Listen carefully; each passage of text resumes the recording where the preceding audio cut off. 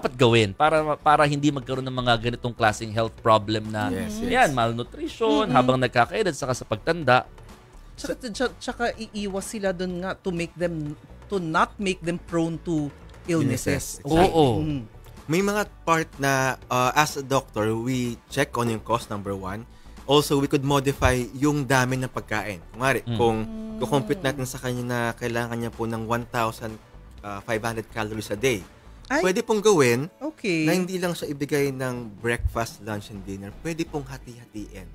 So, small, frequent, pero buong araw, abot niya pa rin yung kailangan niya sa araw.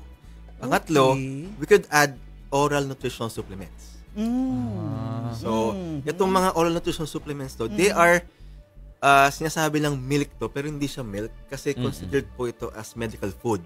Meaning, kompleto. The carbs, protein, fats, micronutrients, complete po siya. Para po isang buong meal na pag ininumin lang. Pag yun as a substitute na ba yun, Dok? As in totally pwede mong ipalit? Pang-boost lang talaga or siya. Pwede siyang pangdagdag.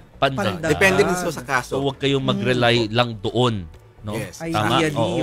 So, meals muna. Pag hindi kaya, pwede pong idagdag yung oral nutrition. Parang maganda rin yung small frequent, no? Unti-unti. Kasi nga parang, di ba nga yung bloatedness, medyo parang Saka parang, naririnig mo among hindi talaga nila kaya kumain ng marami na. Marami.